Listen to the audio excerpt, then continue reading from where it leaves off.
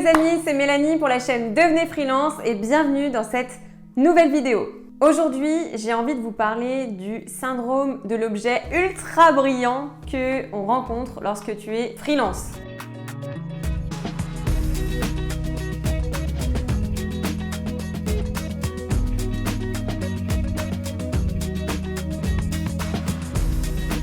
Alors moi j'ai envie de vous parler du syndrome de l'objet brillant puisque concrètement c'est quelque chose que je subis encore aujourd'hui. Alors en fait pour vous dire, moi mon objectif, et je pense que l'objectif des personnes qui vont être sur cette chaîne, c'est aussi de devenir entrepreneur libre, d'être un peu plus libre, d'avoir plus de temps, d'avoir aussi un peu plus de revenus pour vivre plus confortablement. Donc ça c'est un super objectif.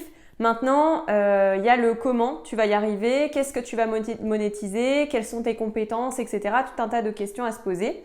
Et en fait, quand tu commences à rentrer dans le monde du web, enfin en tout cas, moi quand j'ai commencé à m'intéresser un petit peu à ça, eh bien, je me suis inscrite à tout un tas de newsletters d'infopreneurs, donc qui m'inspiraient beaucoup. Et du coup, c'était super parce que j'avais énormément d'informations. Et en fait, le gros souci de ça, c'est qu'au bout d'un moment, tu te perds complètement dans toutes les informations que tu as en fait. Tu es complètement perdu et c'est surtout que tu vas sauter d'une opportunité à une autre sans aller en profondeur sur les choses. Franchement, je peux vous partager ça parce que c'est ce que je vis encore aujourd'hui. Je suis typiquement la nana, tu vois, au bout d'un moment, là aujourd'hui j'ai fait le tri, mais il y a un moment, j'avais je pense 10 newsletters à lire au quotidien de 10 infopreneurs différents. Et à chaque fois qu'ils proposaient leurs offres, j'allais voir et je disais « Ah ouais, ça c'est pas mal, tiens ». Puis le lendemain « Ah ouais, ça c'est pas mal ». Donc in fine, j'ai testé le blogging avec Olivier Roland. Donc j'ai un blog que j'ai co-créé avec ma sœur qui, elle, était sur la partie pâtisserie et moi sur la partie plutôt indépendance financière, immobilier, etc. Donc ça, je l'ai développé pendant 2 ans. Aujourd'hui, il n'existe plus du tout. J'ai écrit aussi des newsletters. Je me suis formée un petit peu à Instagram. Je me suis formée aussi au podcast, j'ai commencé à en faire et puis en fin de compte ça me plaisait pas trop. Ensuite j'ai fait des vidéos YouTube, alors là ça a été vraiment le coup de cœur, j'ai trop aimé faire des vidéos et je pense que c'est d'ailleurs pour ça que j'ai envie de continuer aujourd'hui ce format pour pouvoir communiquer parce que je trouve que c'est vraiment, moi perso je trouve que c'est le top pour pouvoir communiquer et puis parce que ça me plaît beaucoup tout simplement. Et j'ai aussi vu pas mal de petites formations sur la bourse, mais la bourse ça m'a toujours fait peur, alors je me suis toujours mis les stops par rapport à ça et heureusement sinon je pense que j'aurais acheté toutes les petites formations possibles, imaginables sur la bourse. Enfin bref, tout ça pour vous dire que en fait avec ce syndrome, eh bien tu es tout le temps attiré par quelque chose d'autre. Tu as toujours l'impression qu'en fait il y a une meilleure vie qui t'attend à côté, qu'il y a une meilleure opportunité que celle que tu es en train de vivre actuellement. Et franchement c'est hyper chiant.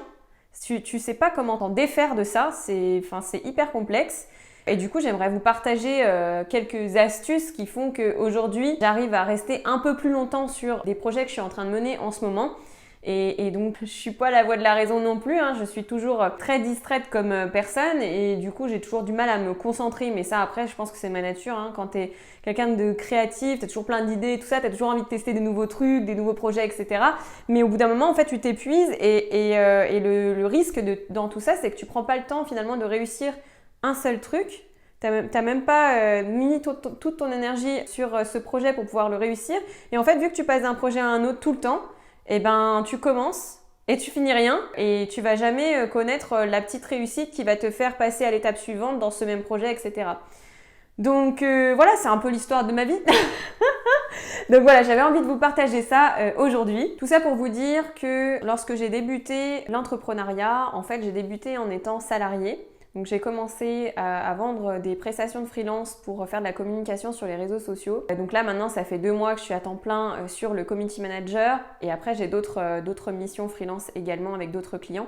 Mais en tout cas ça fait 2 mois que j'essaye de me dire bon il n'y a pas forcément de temps à perdre à aller voir d'autres objets brillants, même si je vous cache pas que je suis toujours abonnée à quelques newsletters pour me tenir au courant de ce qui se passe, ce qui sort, etc. J'aimerais ajouter une autre chose aussi, c'est que souvent en fait on te dit non mais le syndrome de l'objet brillant, faut vraiment l'éviter, c'est pas possible, faut que tu restes focus que sur un seul truc.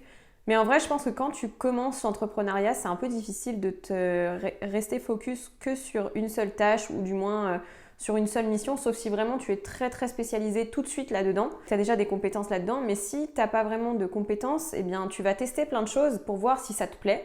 si ça fonctionne, si tu peux faire ça dans la durée. Je pense qu'en fait, tu apprends, c'est un peu le cheminement du jeune entrepreneur, tu apprends aussi à grandir et à voir ce qui te plaît ou ce qui te plaît un peu moins. Et après, tu essayes petit à petit de mettre un peu plus de focus sur ce qui te plaît. Et ce qui te plaît moins, tu en fais moins en termes de timing, tu essayes de moins en faire et de focuser sur ce que tu préfères faire. En tout cas, tout ça pour vous dire que moi, en tant qu'entrepreneuse, j'ai tous les défauts.